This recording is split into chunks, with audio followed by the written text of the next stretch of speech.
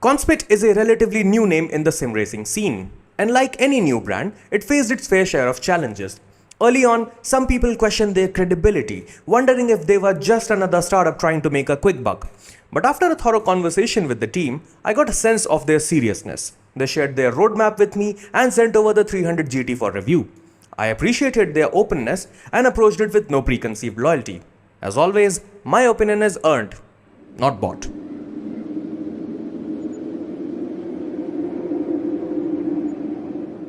Usually, I don't bother showcasing unboxing and the contents of the box. But since I had a nice experience, I felt like sharing it. This isn't a full unboxing ASMR session. I'm just sharing the bits that really made the nerd in me smile. For 377 euros in the EU and 399 in the US, excluding shipping and taxes, you get quite a bit. Keeping the cool banner aside, this concept design sheet caught my eye as it was an unexpected touch. Then there's an embossed Conspit sticker and a visor sticker. The quick guide is well printed with clear diagrams and instructions. You might not care, but I'm a sucker for this sort of thing. There's also a catalog showcasing their product range and a dedicated box of stickers, black and purple for buttons, plus colored and blacked out ones for the encoders. Then you have your crown jewel. The QuickCon module comes pre-attached. Nice. Then some usuals, tools, nuts, box, extra magnets, and the QuickCon cable.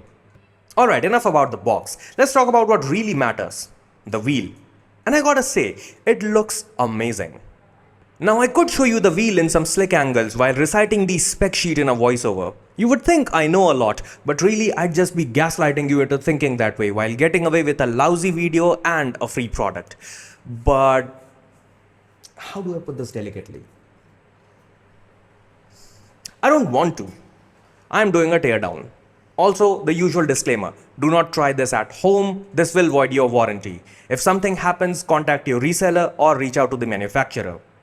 Now before I take it apart, I wanted to take a moment to admire it. Yep, that should do it. I have all the essentials, Allen keys, a clean cloth and moisturized hands. Let's begin. The front plate is a single piece of carbon fiber held down by 8 countersunk Allen screws. 6 of which are 2 mm, 2 of them 1.5.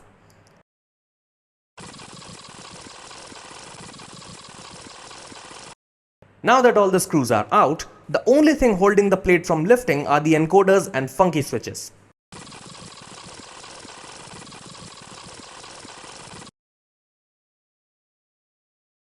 Now, I was aware that these funky knobs are made out of aluminium. But until this teardown, I thought that these encoder knobs were plastic. All the weeks spent gaming, rotating them, and this is how I find out. Moving along, I gently lifted the plate, and did I mention that this is real carbon fiber? If not, this is. It's a proper single piece molded carbon fiber, T300 to be precise. It weighs 48 grams and about a millimeter in thickness. You might be thinking, a millimeter of carbon fiber, even if real, what benefit could it possibly offer? And you're not wrong to question that. Structurally, most of the heavy lifting is done by the aluminium backplate. The carbon fiber front plate does not add much in terms of strength. That said, it's not entirely useless. Once mounted, it does help tie together various stress points across the body, adding a bit of extra stiffness to the overall structure. Still, its main job is to reduce weight slightly, protect the internals and look good doing it. Theoretically, you could run the wheel without it and probably won't notice a difference in performance. But don't do that though. Moving along, while the internals might look a tad bit intimidating, I assure you they only seem that way. There's a lot to talk about here, but the display and LEDs have their own segment later in this video. Let's keep tearing it down for now. The PCB is held in place by 6 2mm Allen bolts. Removing those frees it, and it will give you enough room to take a peek, but I decided to remove it entirely. Once again, I advise you not to do this yourself. But if you are deciding to ignore my advice, lift the PCB gently. There's almost always something underneath, and trust me, you do not want to break that. Keeping the rest of the wheel aside, this PCB looks nice. Flipping it over, there's a battery, similar to how the PC motherboards have one. And these things here are pogo pin interface.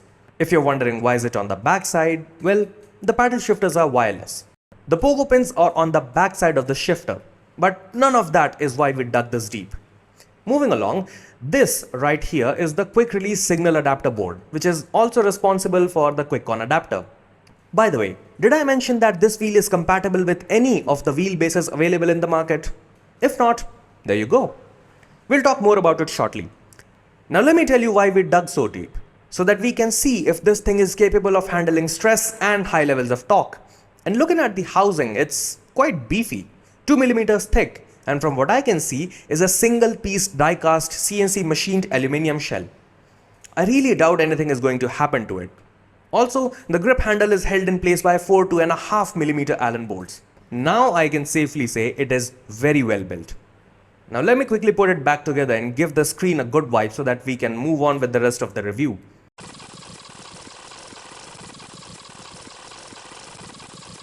We covered the internals and now it's time to talk about other things. Let's start with QuickCon. So QuickCon is Conspit's solution to make this wheel compatible with pretty much every wheelbase out there. It is very similar to SimMagic's MagLink, except it comes standard. Yep, no extra cost. And the module comes pre-attached to the wheel. It supports both 50 and 70mm quick releases. The cable is a USB to 4-pin Lemo connector, which feels quite solid. I've attached my SimMagic QR, plugged in the cable, and that was it. Everything worked perfectly. I've been running it on my SimMagic Alpha U with zero issues.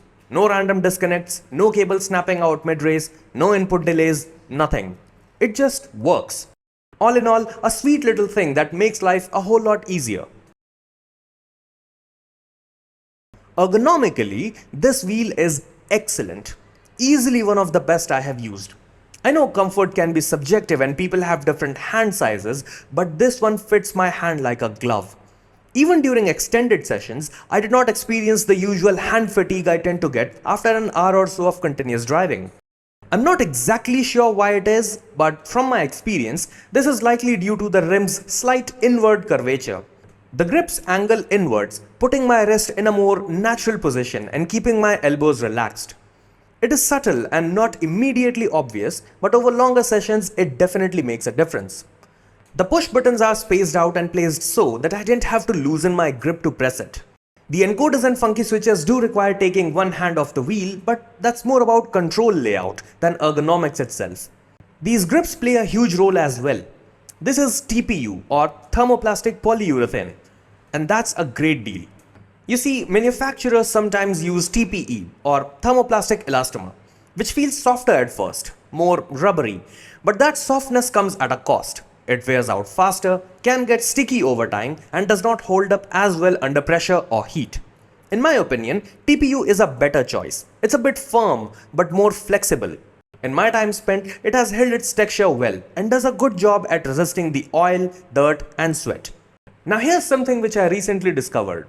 The force feedback that you feel in your hands actually depends on the rim's material. It does not affect your lap time or increase immersion by any means, but it definitely changes the in-hand feel. You see, force feedback is a sensation. Essentially, vibration made up of many frequencies, and for vibration to travel, it needs a medium. In this case, that vibration starts at the motor, travels through the shaft, then the quick release, the rim, and finally your hands. And the hands is where I felt the difference. I was perfectly happy with the GT Neo. Everything was right in the world until I tried the 300 GT. And something felt different. Then I went back to the Neo and suddenly the force feedback felt a bit hollow and rattly. Now don't get me wrong here. I love the GT Neo and what it offers for the price, but that moment, that was like a dream shattering. I went back and forth before even thinking of including this segment, but what I felt was very much on point. Rim's material did affect the in-hand feel, and I'll explain the how and why behind it in the moment, but first let me describe what it was like. Imagine listening to music in a decent pair of headphones, but instead of the bass, all you get are flats. Think about that. Does not sound pretty, does it? That is exactly how I felt. All of the frequencies were there, but they all felt very, very hollow, like the feedback had no body. 300 GT on the other hand, the feedback felt richer in that. I could feel a little bit of bass. The frequencies felt fuller in my hands. Now let's talk about why this happened. Plastic and aluminium behave differently when vibrations pass through them because of their material properties. Plastic tends to absorb and dampen vibrations more, especially the lower frequencies, which makes the force feedback feel hollow or, like I mentioned, missing the bass. Aluminium, on the other hand, is stiffer and transmits vibrations more directly, preserving those deeper vibrations and giving you a richer, fuller feel in your hands. You can actually feel this difference in real life. Just take a stick, tap a plastic surface, and then a metal one. The plastic will feel dull, whereas the metal will ring and vibrate. The same principle applies here. Again, it does not affect your lap times whatsoever, but it just makes the force feedback feel a little bit nicer in your hands, Now let's talk about the buttons, and spoiler alert, nearly every input in this wheel requires intention. It seems extra attention have been paid to avoid any accidental inputs. The 8 front-facing buttons are super clicky, a bit loud, and have a good amount of travel. But simply tossing words like clicky and tactile isn't going to tell you squat. So to put these on my trusty potato scale, these get a solid 9.5. The rotary switches are aluminium and feel premium. They require a firm, deliberate twist and snap into place with precision. There's a bit of dampened, mushy sound to the snap, but the feel is incredibly solid. There was no noticeable play out of the box, and even after my time spent, there is none. Gloves or no gloves, they feel planted, premium and controlled. A full 10 here. The thumb encoders are aluminium with firm, clear click with each turn. I've seen in a few wheels that the steps between each click is small, and oftentimes it gets paired with loose resistance. Here, the steps are spaced out quite a bit with fair amount of resistance. In my time spent, I can confidently say that the odds of accidental rotation are severely low. I've had to mean each activation. There's not too much force, but just enough to know that it was intentional. Another 10. The funky switches remind me of the ones on the HAO hub, and I think they are the same. Also aluminium, also tactile. Whether you're pressing them, flicking them left, right, or rotating them, they feel distinct and decently damped. A solid 9 here. Now the back buttons. I expected them to be more of a vanity feature, but surprisingly, I found a use. DRS and boost. They don't share the travel or loudness of the front buttons, about half the travel and half the loudness, but they still give a satisfying click. Another 8 here. The paddle shifter. Chef's kiss. Their positioning is perfect. My fingers rest naturally on them. Not a degree too far in, not a degree too far out. Just right. Each upshift and downshift feels amazing. Despite being magnetic, the resistance is surprisingly progressive and muted. You know that sharp snap you often get with some paddles? It's not in here. And they won't make a sound unless you shift like a filthy maidenless animal. Lastly, the clutch paddles. They have decent resistance, but the travel is fixed. No adjustability here, which might be a letdown for some. Personally, I haven't had any issues, but your mileage may vary. Moving on to the lights. I really appreciate how the lighting is done here. Each push button gets its own LED, and the rotary encoders are surrounded by 12 LEDs each. It even has foam around it, which helps with internal light bleed while providing a little bit of cushioning against vibrations. Similar foam can be found on the underside of the front plate. It's a thoughtful setup. That said, I have one small gripe. The push buttons have a soft, diffused glow, but the encoders don't. Since there's plexiglass on top, the encoders light come off as a bit harsh, especially in white color. Thankfully, both lighting zones are individually adjustable, so you can dial in the brightness and balance it out. Not a deal breaker by any means, but worth pointing out. Now these RPM lights, there are 12 of them and they are brilliant, literally and functionally. I didn't know this before, but these lights automatically adapt themselves based on the car and mimics its LED pattern. For example, when driving the 720S in AMS2, the red line flashes in blue color in game. Same happens in the wheel. If the car's dash is not utilizing an LED, neither will the wheel. It does not work with all cars, and I asked the team about it. They told me that this isn't a Conspit feature, but a sim hub feature. Either way, I love it. Now the display. I have grown to like it. I'll be honest, when the team first shared an image, I wasn't too sure about it. But in person, my perspective shifted. It is an LCD panel with a peak brightness of 400 nits and 30 Hz refresh rate. It measures 2.99 inches diagonally and has a resolution of 800 by 268. On paper, these specs are decent, but it is the pixel density that sealed it for me. I calculated it and it came out at 282 pixels per inch. Surprisingly sharp. It is crisp enough that even small text and telemetry readouts come through cleanly without me having to squint. There is no noticeable pixelation unless you are deliberately pixel peeping. At normal viewing distance, the visual feels clean and refined. You don't often see this kind of clarity unless dealing with standalone dashboards or much higher end rims. I think to beat this, you would need at least a 1080p 4-inch display. And at that point, you are in an entirely different category. Now, its usefulness will vary from person to person. I don't actively rely on it, but it has come in handy more than once. I have glanced at it for tire pressure, seeing previous lap time, or checking when the engine redlines. It's there when you need it. You get 5 dashes which can be cycled through using the left thumb encoder. Dash 1 has lap number, speed, gear indicator, RPM, fuel level, current lap times, split, fastest lap, and a tiny little RPM bar with digits on top of it, which automatically adjusts itself based on the car. Dash 2 is the most minimalistic with RPM, gear indicator, speed, and current lap time. Dash 3 has variables split in different boxes. You have ABS level, left side tire pressure and temperature in color, and RPM in the left, gear indicator and fuel level in the middle, then right side tire pressure and temperature, traction control level, and speed with the flag on the right.